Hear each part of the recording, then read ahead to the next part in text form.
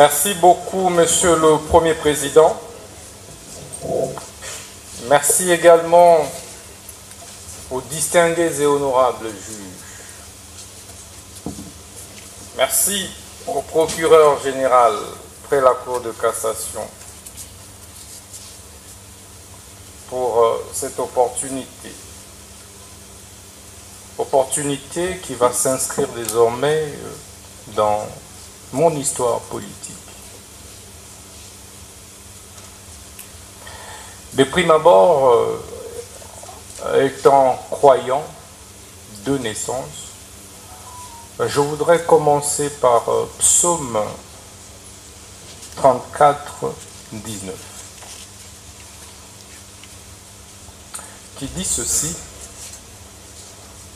le malheur atteint souvent les justes, et Dieu l'en délivre toujours. Le Dieu que je sers depuis mon enfance, avec sincérité, celui pour qui j'ai refusé de me compromettre au ministère de la Justice, en servant les pauvres, les orphelins, les veuves. Il est juste et vivant. Il ne m'a jamais abandonné, quelles que soient les épreuves.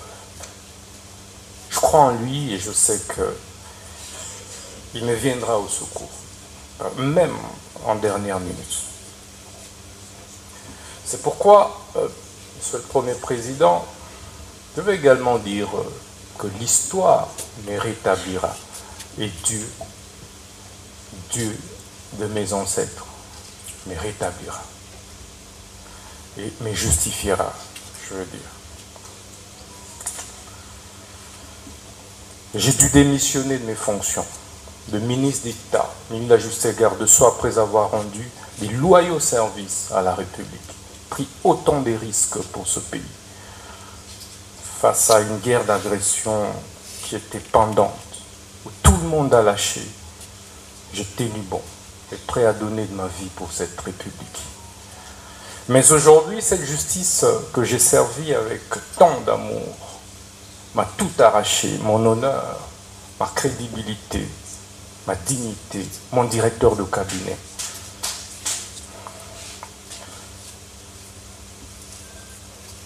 Mais il y a un adage, un dicton russe qui dit que ceux dont le destin est défini pendu ne se noient pas.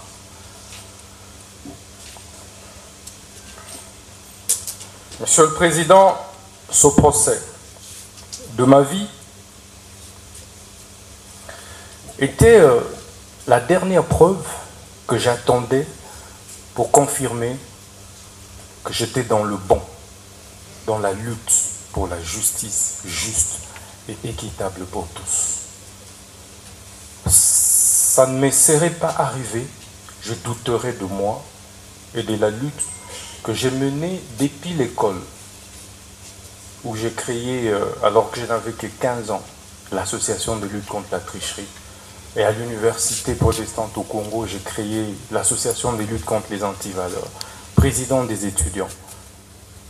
Je me suis opposé à toutes les antivaleurs, et de manière farouche, qui m'avait valu pour la première fois de reprendre en deuxième session, alors que j'avais distingué.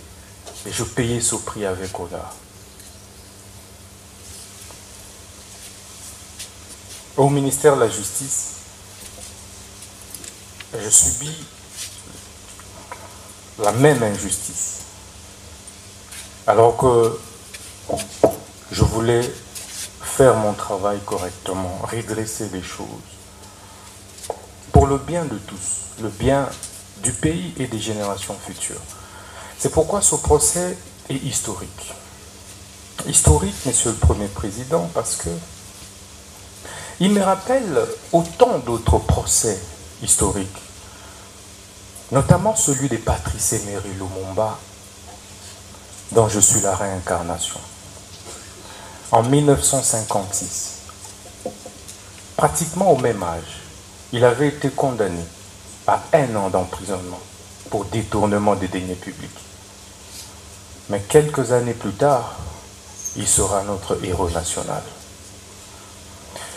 Ça me fait également penser au procès de Fidel Castro, un de mes idoles, vers les années 51, où il prononça les discours les plus historiques, l'histoire m'acquittera.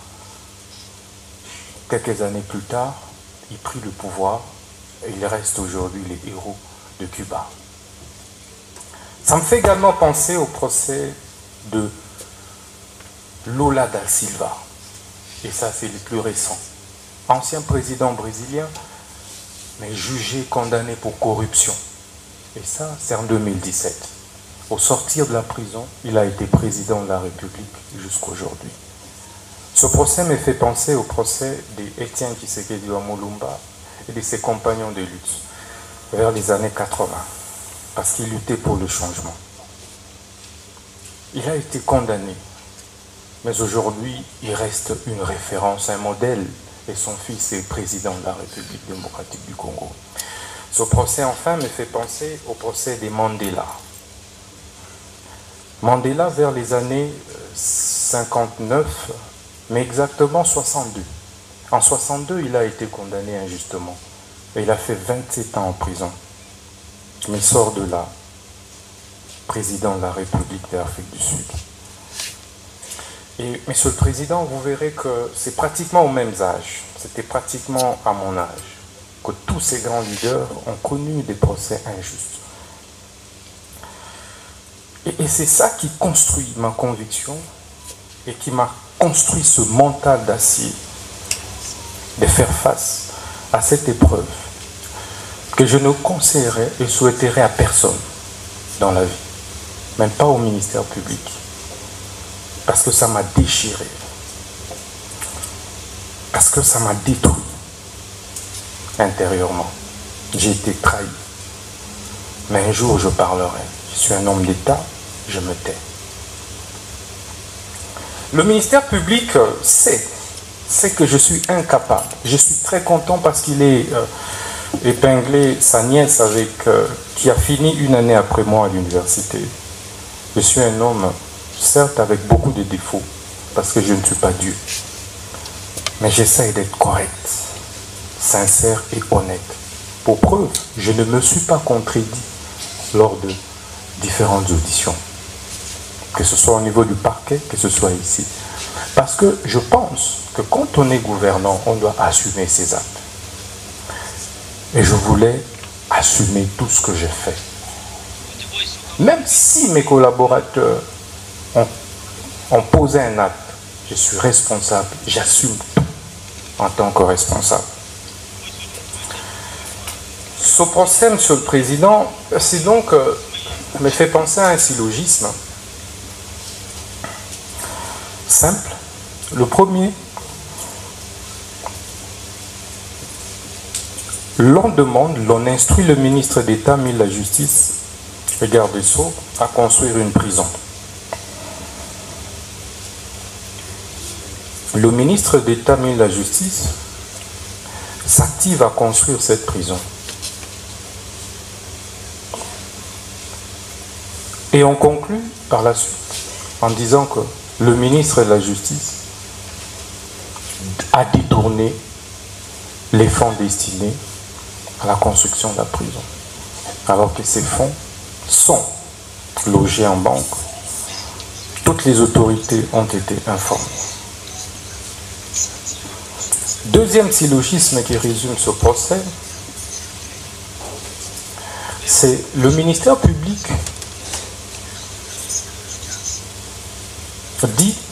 accuse le ministre de la Justice pour détournement des 19 millions qui se trouvent en banque. Or, ces 19 millions n'ont jamais été décaissés, touchés, je veux dire. Le ministre de la Justice n'a touché à aucun dollar de ce fonds. Mais dans la conclusion, le ministère public dit que le ministre de la Justice a détourné 19 millions.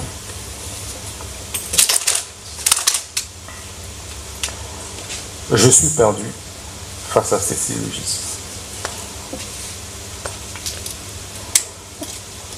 Mais ce procès et ces syllogismes ne me surprend pas. Pourquoi ça ne me surprend pas? Parce que ce n'est pas la première fois que le ministère public ait fait un réquisitoire contre moi. À peine 3 mois que j'étais nommé ministre de la Justice, le ministère public, le même, PG Cassation, avait déjà fait un réquisitoire pour me faire arrêter. Mais il sait comment cela n'avait pas abouti. 3 mois à peine. Nous sommes au mois de septembre 2024. Je serais surpris de voir un réquisitoire du ministère public pour qu'on arrête le ministre Moutamba de la Justice. Pour quelle raison? Pour un rapport qui était concocté, dressé à mon insu par les 2 juges que nous avions récusés.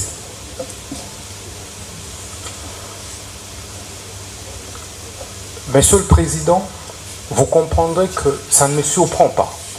Parce que il y a eu des divergences de fond sur les réformes que nous devrions ensemble engager. Et on ne s'est pas mis d'accord.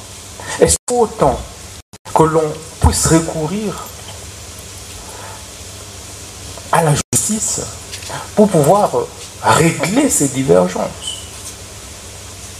Je ne pense pas.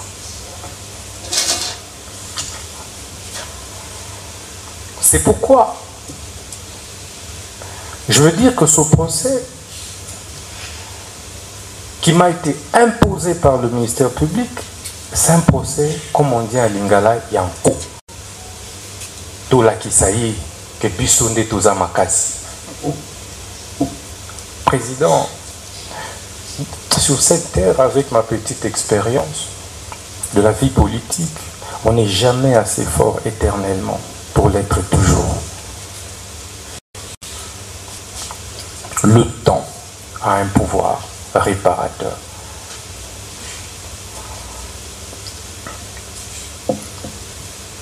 Monsieur le Président, j'ai l'avantage d'être jugé par les hauts magistrats. Les hauts magistrats, les juges que je connais, que je côtoyais comme ministre de la Justice. Je connais pratiquement votre moralité. Mais c'est pourquoi, lorsque on a recomposé ce siège, nous ne nous sommes pas opposés. Parce que nous connaissons votre capacité à être indépendant. Notre combat ensemble a été et a toujours été d'éviter des interférences des politiques sur les judiciaires et de la hiérarchie sur les judiciaires. On a organisé des états généraux pour ça. Je suis heureux qu'il y ait des professeurs d'université qui m'ont aussi fréquenté parmi vous. Vous connaissez mon intégrité. Je n'ai pris aucun dollar de l'État. Je n'ai eu aucune intention d'en prendre. Mais on m'a obligé de démissionner de mes fonctions. Et je l'ai fait. On m'a poussé même à quitter le pays. J'ai refusé parce que je ne voulais pas ternir l'image de notre justice. Quitter le pays donnerait l'impression que notre justice est politisée.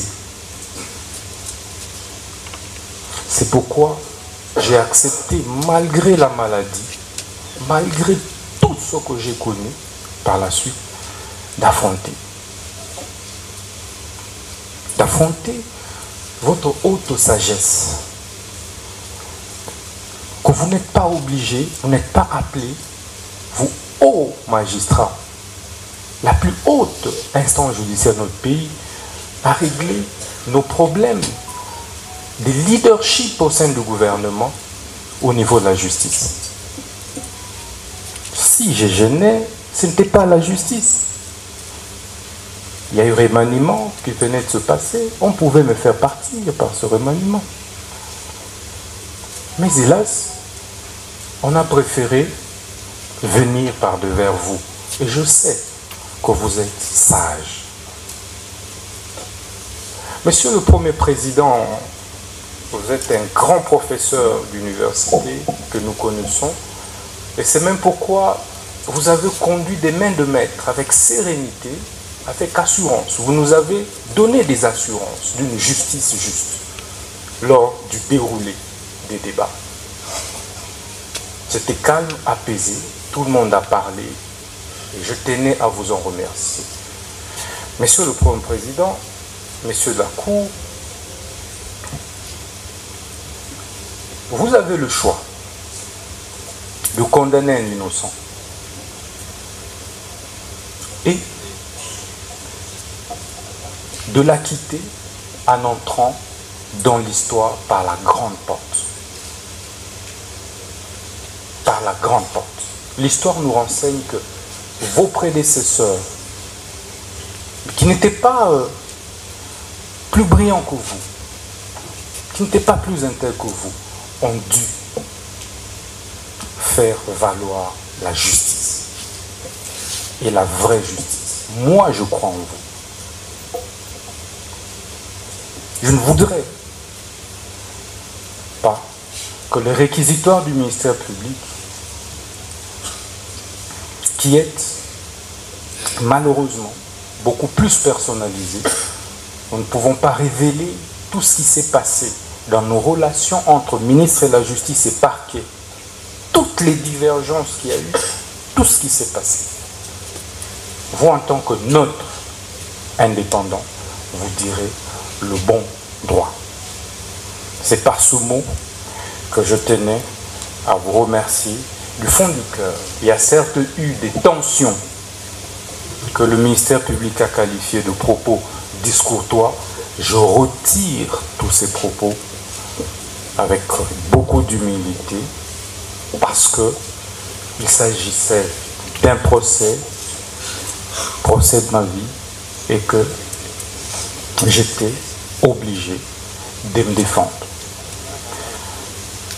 Donc, je suis et reste très loyal et fidèle envers les institutions de la République, envers mon pays, que je continuerai à servir, quels que soient les cas de figure. Je vous remercie.